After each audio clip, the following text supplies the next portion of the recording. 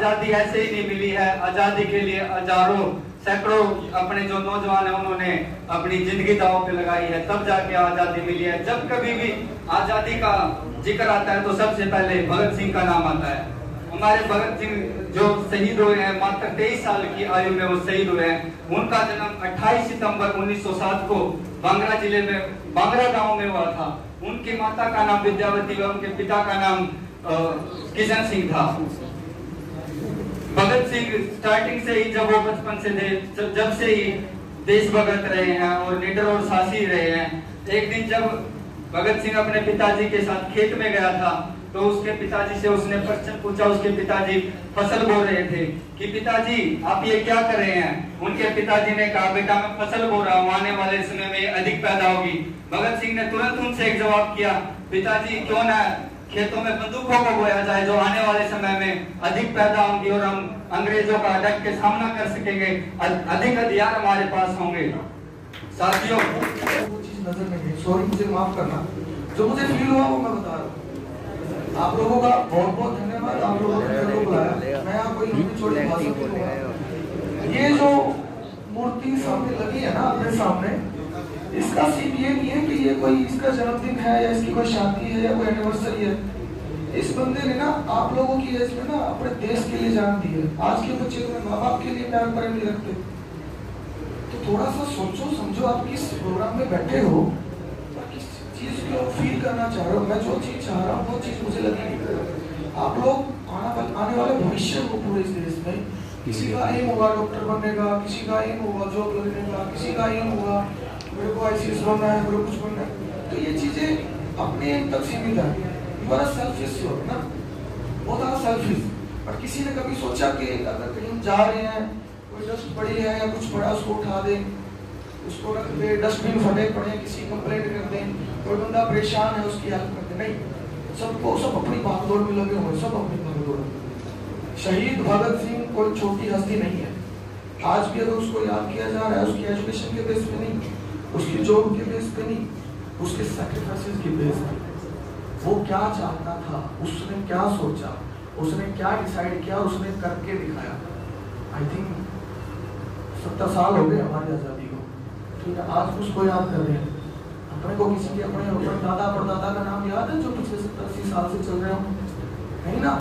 तो कुछ ऐसा करो कि कम से कम पुराने टाइम तक कोई याद करे ना करे, बट कम से कम जब तक आप जी रहे हो ना, तो आप तो कम से कम 50 लोग ये सलाम करके जाए कि हाँ ये वो बंदा है जो हमारे लिए कुछ करने के लिए तैयार रहता है, खड़ा रहता है।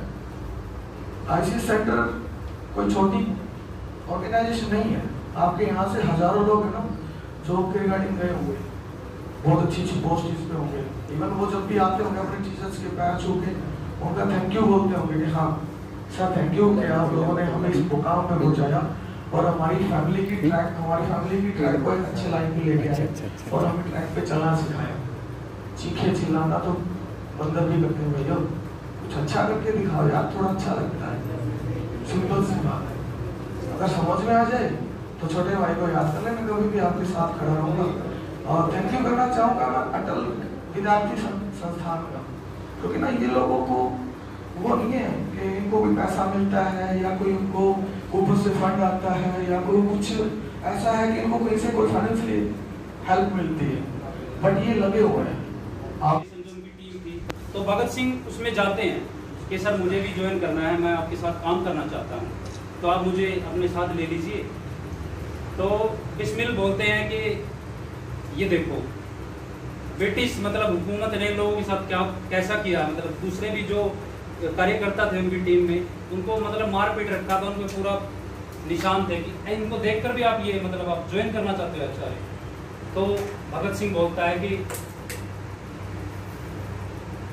जिस सॉरी मैं भूल रहा हूँ थोड़ा सा, वो डायलॉग काफी पुराने हो गए तो याद नहीं आता। उन्होंने बोला था कि जिस्म पर लगे घाव आदमी की ताकत का सबूत नहीं होते जनाब, ताकत कहीं और से आती। खून बहाना कोई बहुत बड़ी बात नहीं है, वो अपना हो या सामने वाले का। बड़ी बात यह है कि जिस्म से टपकी हुई लहू की एक बूंद क्या आने वाली नस्ल के सारे खून में आग लगा सकती है या नहीं। खून बहाना कोई बड़ी बात नहीं है, इंसानी जिंदगी बहुत कीमती होती है जनाब। हंसते हंसते उसको फांसी के तख्ते में चढ़ा देना हिम्मत का काम जरूर है मगर समझदारी का नहीं।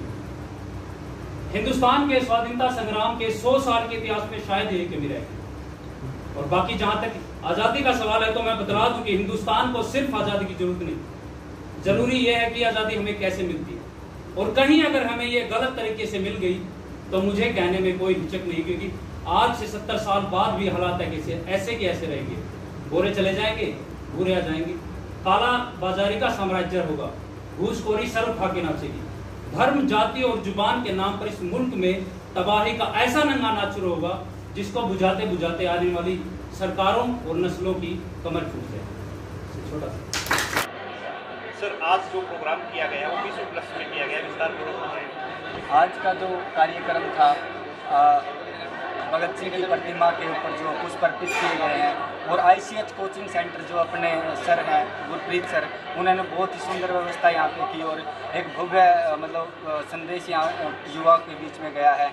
और मैं अपने जो युवा साथी हैं उनको भी एक संदेश देना चाहूँगा कि वो नशे से दूर रह के एक जो है देश के हित में कार्य करें और अपनी जो उनका पढ़ाई का लक्ष्य है उसमें वो तरक्की करें। और ये ज़रूरी नहीं है कि छात्र अपना मतलब किसी बड़े संस्थान में ही कोचिंग लेकर वो सफल हो सका है।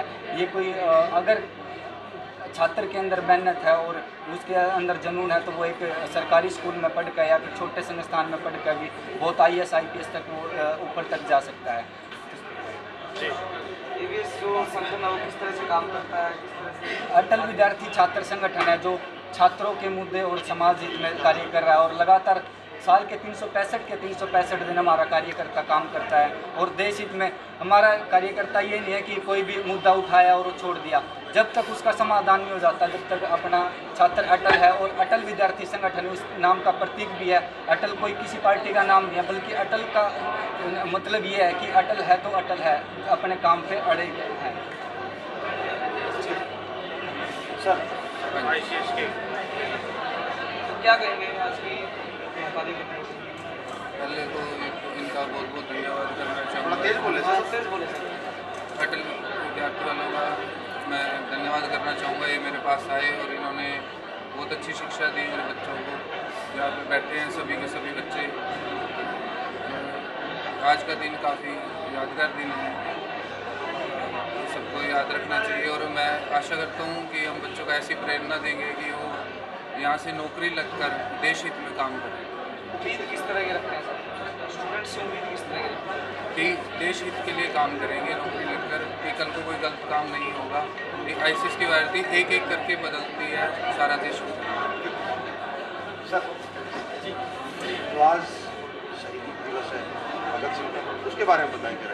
शहीदी दिवस एक तरीके से देखा जाए तो हमारी, अगर हम चैन की सांस ले रहे हैं तो आज़ादी की योद्धाओं की वजह से ले रहे हैं जिन्होंने अपने जीवन की तरफ, अपने परिवार की तरफ ना देख के अपने पूरे संसार को, अपने पूरे भारत को अपना परिवार माना और उस आज़ादी की लड़ाई के लिए अपना योगदान दिया। आज की जनरेशन में थोड़ी सी गाइडलाइन की कमी है।